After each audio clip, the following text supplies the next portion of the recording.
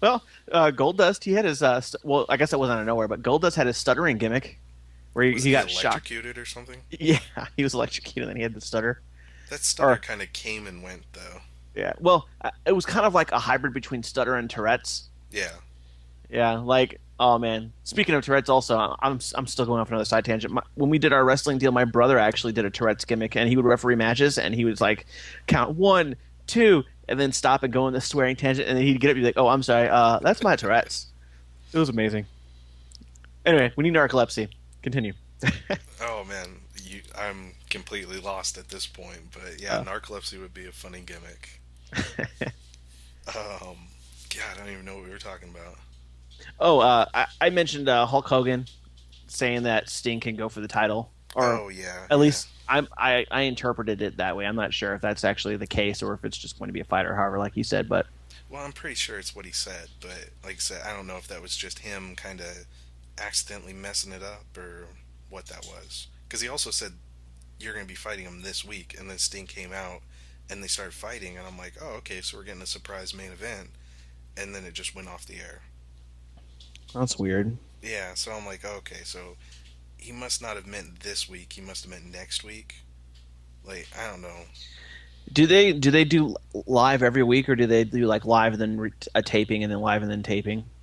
I believe they were live last night, and then they tape an episode that'll air next week, and then they move on to the next city and they do the same thing.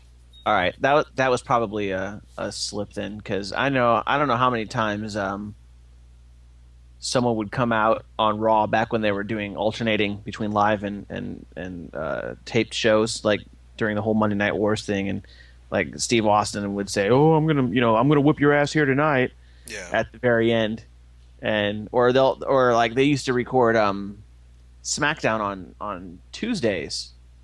I'm Don't not they actually. still? Yeah, I was actually gonna say I think they might actually still do. And when before they had the brand split, someone would say, "Oh, I'm gonna whoop your ass tomorrow." It's like, tomorrow? Tomorrow's Tuesday, isn't it SmackDown on Friday? Yeah, I But still occasionally hear a guy mess up on that. yeah, so I don't fault Hogan in that sense because that happens sometimes. Yeah. Oh, I'm not faulting him. I just mean I questioning whether he got that right. That's all. Yeah, yeah. Um, so the only other match was a oh no, we talked about AJ Styles versus Rude, didn't we? I don't think Briefly. we talked. I don't think we talked about the whole match. I mentioned how I liked AJ's finish. I don't Oh really well. understand his gimmick anymore. Yeah, is he a heel? Is he a face? Is he with aces and eights? Is he not? I think he's in this limbo because there's rumors that his contract is up, and I guess he signed some sort of extension, possibly.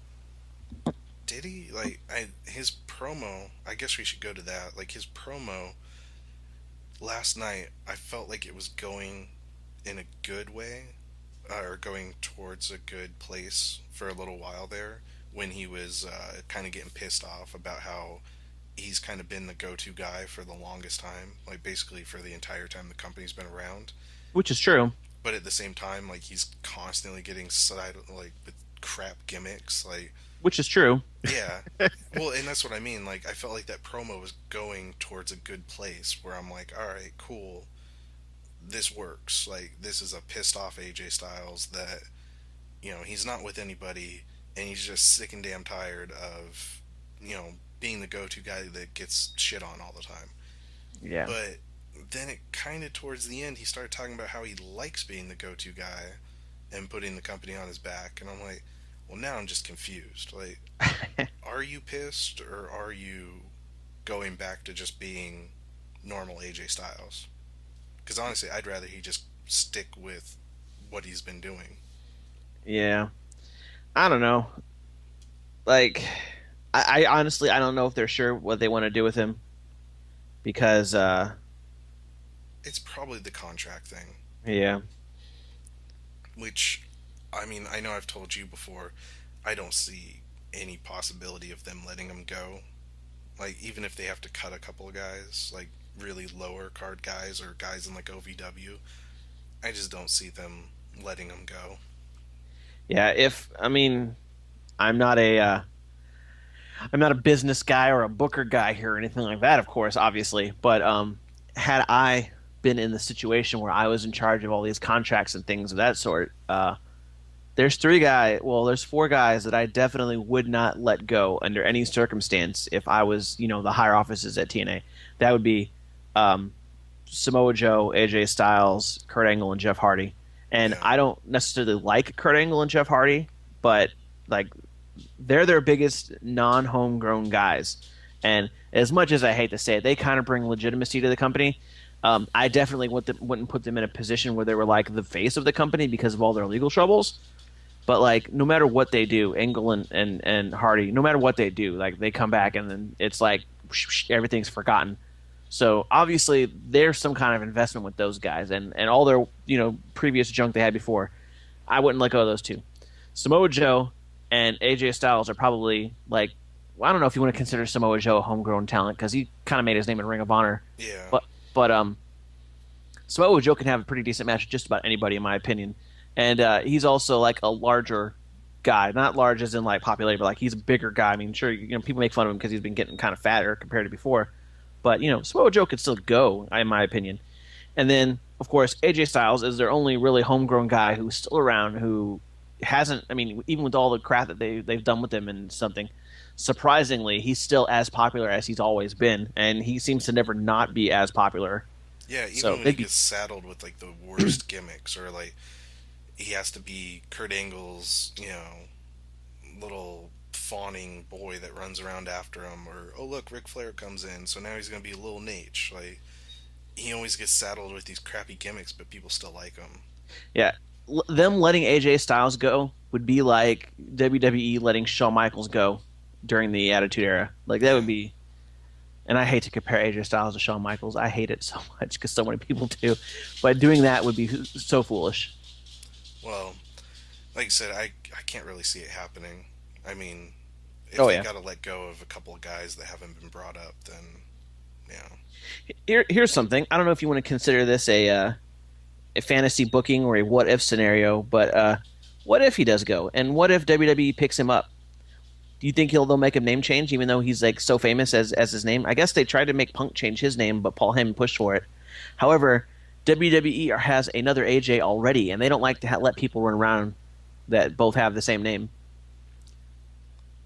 even if he went to WWE as AJ Styles, they would probably just call him Styles. You think so? I think so. Like, What about Joey Styles? Think fuck it'd be too Joey confusing? Styles.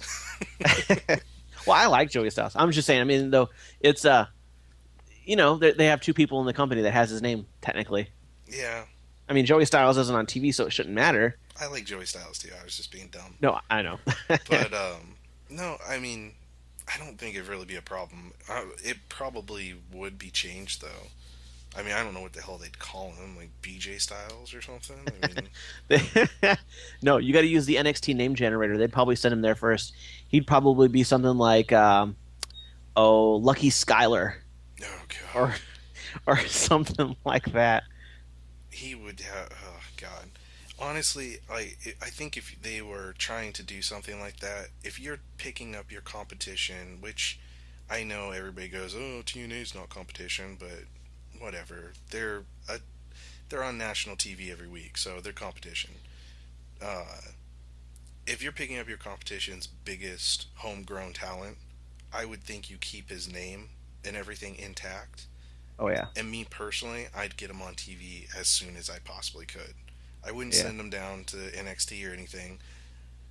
Uh, I would get him on TV just doing something. He doesn't have to be working matches right away. He yeah, can just be doing run-ins or whatever while he adapts to the WWE style during like house shows and stuff. yeah. I, But I would have him on TV just so that people would be like, "Oh shit, AJ Styles is in WWE." yeah. First thing, I think, while they've invested time in AJ, the female at WWE, AJ is not her real name. Her real name is April, and then I guess her last name starts with a J. I have a feeling they'd probably change her name first because AJ Styles has AJ tattooed on the side of his torso, I believe. Yeah, actually, he does. So there's not really any way they can avoid that unless they do some kind of weird Paramore gimmick with him and AJ Lee, like, which would be kind of weird. I guess, but it would be kind of believable, I suppose, since the whole thing about her banging everyone. Anyway, Well, I think that because of what happened with Mystico, or Sin Cara, Mystico, that whole thing, yeah. they didn't send him to NXT at all. They just brought him in. They didn't give him any time to develop to the WWE style or any of that stuff. I have a hard time believing they're just gonna let someone come in nowadays, even if they are a big name, unless it's someone that's been in WWE before.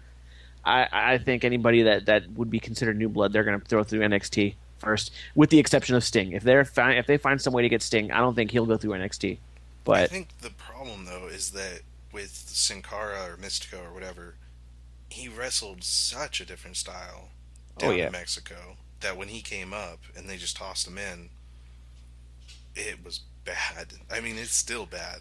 yeah, I don't know. There's still no excuse for that shit though that he does because look at like Juventud, Psychosis, Rey Mysterio, like all these Yeah. guys got in and they adapted pretty quick. I mean, sure they fought luchadors for the most part in the beginning, but they'd come in and they like it just doesn't make sense.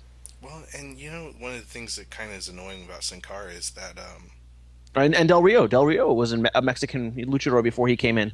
yeah, but I still think Del Rio puts on crap matches. I do. Like, I think I've seen him in two matches that I've actually enjoyed out of like Yeah, how many years now? it's been a while. I Yeah. like Del Rio. I don't think he's the greatest wrestler, but he's not. It's not Kevin Nash level. Like I'm not like, oh man, Del Rio is the shit, but then he's a terrible wrestler too. Like Kevin Nash is the shit, but he's a terrible wrestler too. Terrible. He's terrible. Um, we're totally off topic.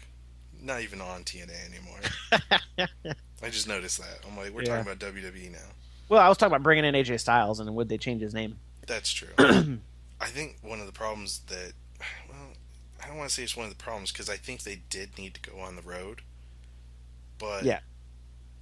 I was reading something yesterday, the day before, an interview, like some video with Hogan in it, that he said that somebody asked, "What can TNA do to grow or something, or do better?"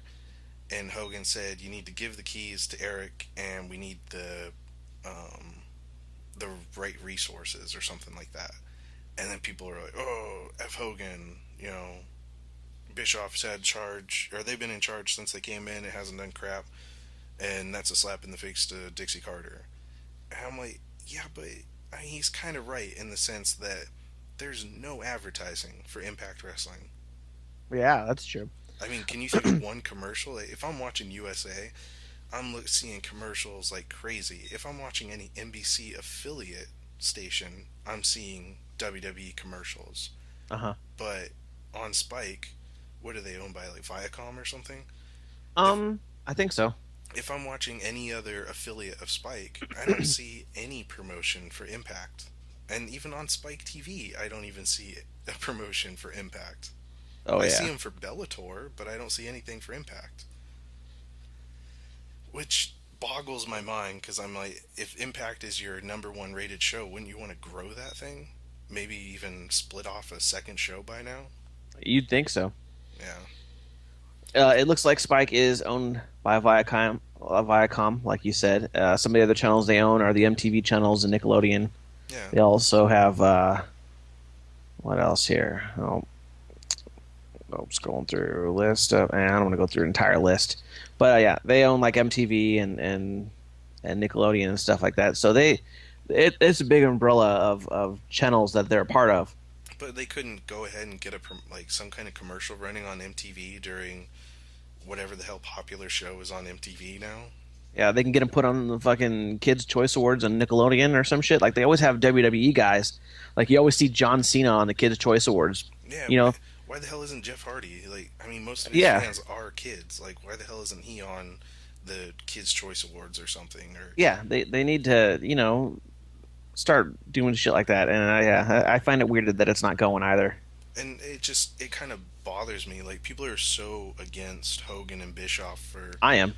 well, yeah, I get it. I mean, for past things and everything, it's like I understand that, but I mean, sometimes you gotta just think the guy is speaking the truth. Like, they need more advertising, they need more resources. They can't be constantly dropping guys because it's expensive to take the show on the road. I mean, they're owned by a very big energy company.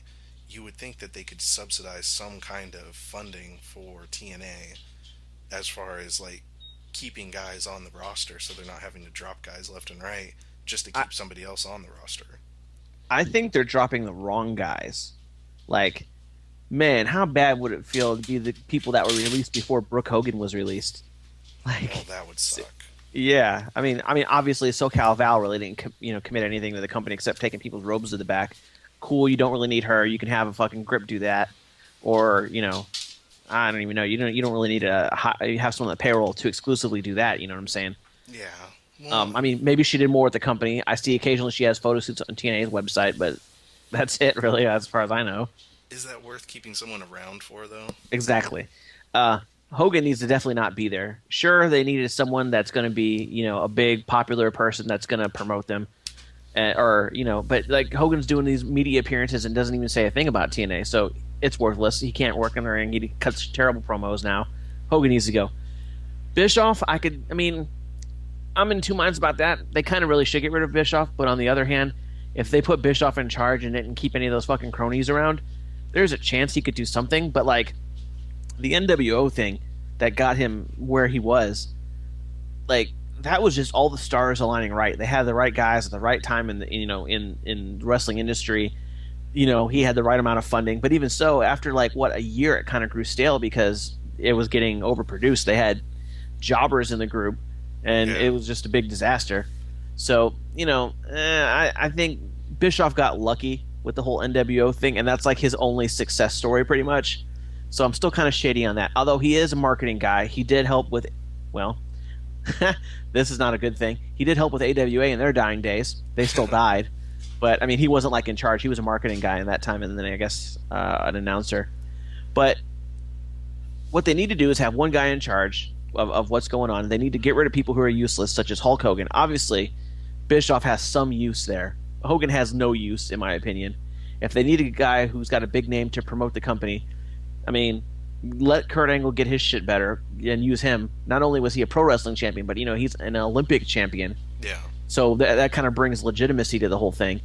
Get rid of Rampage. Get rid of fucking Tito. Which, although I don't think that that's necessarily TNA's decision themselves, like I was about to say, can they? I mean, that seems yeah, more like a Spike TV wanting a promotion between both companies. yeah, that could be that, and then on the other hand, who else does Bellator have that's a big enough name that would cross over?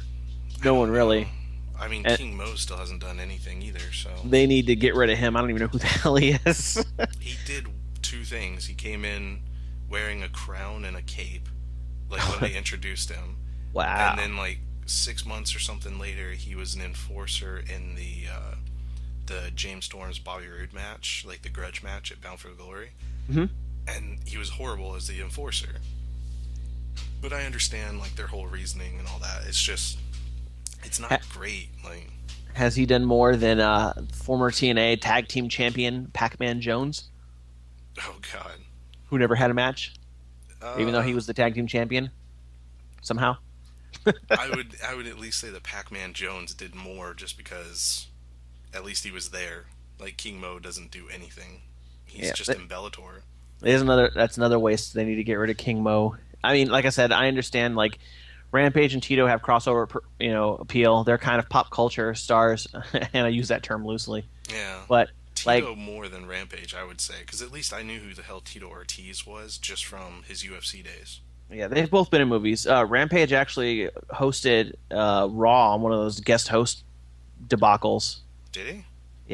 He guest hosted on Raw at least once. It might have been twice. I'm not sure if Tito Ortiz ever made an appearance in WWE, but Tito Ortiz has done movies also. I'm pretty sure I conditioned my body to forget most of that guest host stuff. Ah, it's okay. You're not the only one. Uh, I think Vince McMahon does too. And so yeah, I think out of Bellator, the only people that are big enough to have crossover appeal would be Tito and Rampage. So I mean, I can kind of like I understand. I don't like it.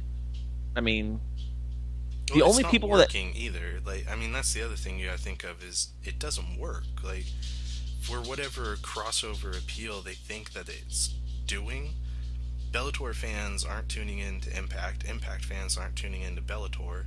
But that's even saying that it's two separate groups. Yeah, I'm not sure about about the Bellator fans, but I've read before that some Impact fans are not watching Bellator out of spite because Rampage and Tito are on TV. I just don't give a crap about MMA, so it's like, Yeah, and see, and that's the thing. A lot of wrestling fans do like MMA, but I would say that the general consensus don't.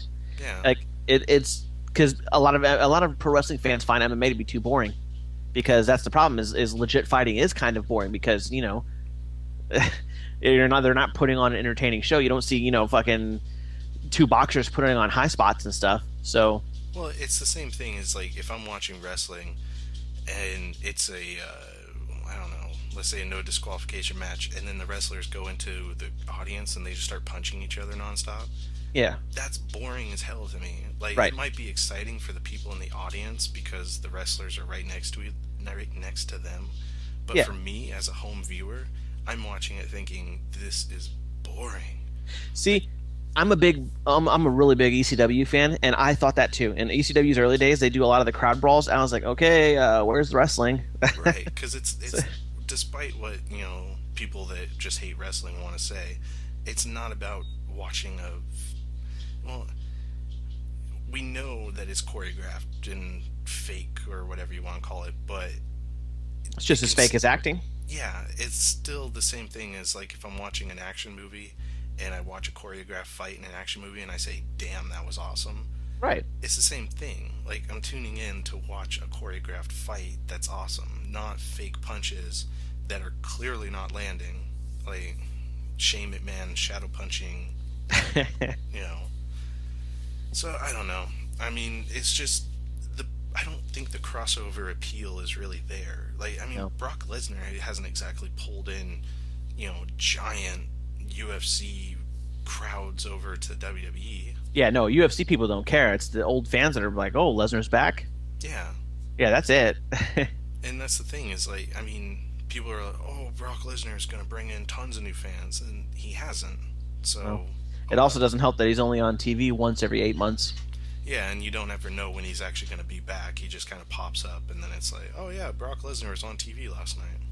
Yeah, or and instead of just having it randomly show up, it's kind of like if he has so many limited appearances, they should probably promote it. Yeah, Like, oh, exactly. tonight on Raw, Brock Lesnar is rumored to make an appearance, and then have him show up. Well, because then people tune in the next week and Brock Lesnar's not there. It's like, Yeah, or he has some kind of pre-cut promo type thing, like video package that rares. they don't even do that. Like, at least they did that shit with The Rock. Well, Brock had a couple against CM Punk. He I remember cut him one on wrecking Triple SmackDown. H's office. Well, he had a video package that aired on SmackDown, I think, before the Really? CM Punk fight. Yeah, I did not catch SmackDown. I don't catch it very often either these days because from what I gather, it's just one big Raw highlight. A lot of it is, but occasionally you get a pretty decent match in there. Yeah, and see, that's a bummer. Like, I watched this Vince Russo shoot interview pretty recently, and he said that the thing is, as long as wrestling is in the title, wrestling fans are still going to watch. That's not true because I miss good matches because I'm like, oh, I don't want to see everything on Raw that I didn't like. Yeah. And it's the same thing with TNA. The reason I haven't been watching TNA, I'll catch pay-per-views as often as possible. I rarely watch the show because, I mean, while it's not a highlight, it's just I don't know. Well, I'll say this, and like I said, I enjoy TNA more than I do WWE at this point, Mhm. but I think TNA puts on more quality television matches Oh yeah, totally. than WWE does. And their pay-per-views have been a hell of a lot better. Like, No? eh, I can't really say necessarily. I don't think I've watched enough to make a honest comparison. But so far, I can probably agree with that. Like, I think that when people say WWE and TNA aren't competition, it's because WWE is sports entertainment and TNA still kind of brands themselves as wrestling, Yeah. and I can kind of see that, and it shows in their television shows. I mean, there's still a lot of drama and crap on the TNA end of things, also with like storylines and stuff, but it does seem like they give more time to wrestling matches and they put on quality matches. Like I said before, TNA's got a great roster. It's just a shame no one fucking creative knows what to do with them. That's true. I think it's been getting better, but it still has its moments where it's just like things get to a point where it's like you just want them to start to steer away from it. It's like it's run its course. Like WWE seems to have the problem where they want to end things so quickly that you never really get a chance to get into it enough. Yeah. Like they want to put on like you know, a big ass match in the very first match of a feud, and then you're like, oh well, this has nowhere to go now because there's nothing to build to. Like we went from watching a cage match to watching a regular match. Like there's no build up there. You're declining in the feud. Yeah, it's kind of like the problem is that when the whole Attitude Era thing kicked off, before that they were stuck in the way things were done in the 80s. Now they're stuck in the way things were done in the Attitude Era. Like you don't need to put on a big match for your first match because you're not really going head to head with another show that might do the same thing, you know? They need to, occasionally bring back squash matches or however and save your big matches for pay-per-views, but use them as blow-offs to a feud, you know? Don't like have like a freaking 3 stages from hell match on a Raw or whatever. Yeah, and don't do a 3 stages of hell match, 2 matches into a feud. Yeah, no doubt. And like I think TNA would be better about it. Man, like I really wish they would have just given Paul Heyman the money he wanted and let him do what he wanted to do early on because who knows where they would have been now. I mean, people expect, oh, well, Paul Heyman would have just brought back ECW and he would have just, spent all of Dixie's money. Wouldn't have been any worse than what Bischoff did with Ted Turner's money. And even Paul Heyman said that the whole ECW thing's done run its course and he wouldn't have brought it back for WWE when they brought it back. He was kind of like Tommy Dreamer and Rob Van Dam talked him into it. And I guess Shane McMahon did too. They were like, man, we really need to bring back ECW. You could totally be in charge of it. And then, we saw how that planned out. Yeah. But, like, I totally agree. Did you hear that interview he gave when he said that TNA was trying to get him in? I remember a few things from when they talked about it, but... I guess he wanted so much money over a certain year period, and he wanted guaranteed control where, like, people couldn't, veto any decisions he made. Yeah, and he I would have remember fired all that. anybody over 40 except for save, like, 1 or 2 guys. Which I agree with, but I don't at the same time. Like, I wouldn't have brought in all the people that Hogan brought in. That was a mistake that obviously has cleaned itself out now. But at the same time, I don't agree with letting a guy like Sting go. Just because there is still appeal there, Yeah. He would have been one I would have kept around. Yeah. And that's the thing, is like I wouldn't have let a guy like him go, and it almost seemed like Heyman was ready to just dump him. Yeah. Well, what he did with ECW, which a lot of people don't realize, is that when he started it up and it became, Extreme Championship Wrestling, he pretty much did dump all the older guys that were there, except for Terry Funk, which Terry Funk likes making new guys. Yeah. So Terry Funk, he's had this great career, and he doesn't care about losing his quote unquote spot. He just wants to make a business for the younger generation to have. So, in my opinion, if Sting was willing to do that, if he was like, you know what, man, I'll totally go against these new guys. I don't care if I win or lose or whatever. Just, don't make me look dumb so that way these guys get credibility. I'd totally keep Sting around. Well, it seems to be pretty much what he does nowadays, isn't it? I mean... Yeah, I don't see Sting, running through people like Hogan did anytime Hogan wrestled. The only match he ever, that I can remember recently that he's run through anybody was when he had to go out there and kind of diffuse the whole Jeff Hardy thing. Yeah, you can't blame him for that. Like, actually, Sting should be fucking a legend in the industry. Him for yeah, that. He should be a legend in the industry for that alone. Like, I remember watching that match and I sat there and I'm like, what is going on? And then Sting came out and he was pissed. He played it up well. Like, he came out and just punch, death drop, and then won. And I'm like, what the hell just happened? And of course, I think Tenay did a great job too of, it's a new Sting, he came back refreshed and he sold it off. Yeah. Well enough, but they weren't like Jeff Hardy's fucked up, man. Sting just put him out for real. Yeah, they didn't do none of that. It was awkward enough to where, I went online and I was like, what the hell did I just see? But I actually have that match saved on my computer still. That kind of reminds me. There was a match where Jerry Lawler went against Kerry Von Erich. And I hope I'm not mixing up anything on this, but I'm pretty sure it was the match where they unified the WCCW and the AWA championship. and or maybe it was WCCW's title and the Memphis Championship Wrestling title.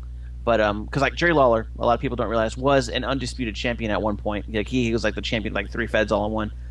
Um, he went against Kerry Von Erich, and Kerry Von Erich was blitzed out of his mind. He bladed himself before the match started, and he started bleeding out everywhere. And like he bladed his arm accidentally, so Jerry Lawler grabbed his arm and hurried up and started bashing on the turnbuckle to make it look like he cut him open.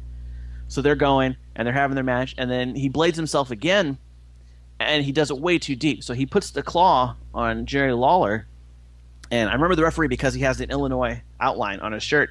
Apparently, it's from the Illinois State Athletic Commission, and they had to stop the match because they said, "Oh, he's losing too much blood. He can't see, so we have to stop the match." Even though the match was continuing on, and Jerry Lawler was trying his best to work with Kerry Von Erich, I'm not sure if he was like, "Hey, man, we need to fucking end this thing" or something. But he had the claw hold on Lawler, and he's just like buckets of blood are coming out of his face on Lawler, and they both look like a mess. And it's all Kerry Von Erich's blood exclusively. They stop the match. Von Erich loses the title, but yeah, that match went on for a while though, as opposed to the Sting Jeff Hardy thing where he just kind of put him out, and dropped him down in like what was it, like 40 seconds? If that. I mean, it was quick. Like you could tell he just came out and was like, "Let's end this."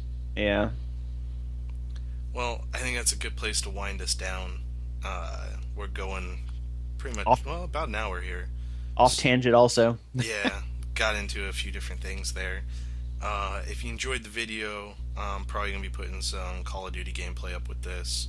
If you enjoyed the video, enjoyed the audio, give us a like, subscribe, whatever. Just help us out a little bit. Anything to add to that, Gouki? Nah, man. I mean, if you have anything you'd like to have us talk about beyond the weekly shows and stuff, maybe make a comment about that. I tend to consider myself a bit of a wrestling historian, so while we try to technically focus on WWE and TNA, I mean, if there's something in wrestling history you guys want to bring up, I could probably go on a tangent for that, like I've been doing. So, I mean, even if it's TNA's history or WWE's history, I mean, hell, if you want to bring up AWA or WCCW history or Mid South or any of that stuff, give me time to prepare, and I'll totally talk about that, give opinions, maybe speak on some history or something like that, or how I would have done it type of situations. And in the future, if this does get big enough to where people are actually watching on a weekly basis, I would like to do like some community gameplays. So, maybe jump online with a few people, play some multiplayer in a match, record it, have it in there, just to give a little shout out to anybody that watches. Oh yeah, totally. And I should probably also mention that while this episode is about wrestling, we do tend to want to talk about games and stuff too. I don't know if a lot of people know that you and I have been studying game design, so we do have knowledge in how video game industry works and what have you. So yeah, and once we get into a good pattern of these wrestling videos, I would like to do some commentaries for games, talk about news and gaming, things like that. So just gotta take it one video at a time. Indeed.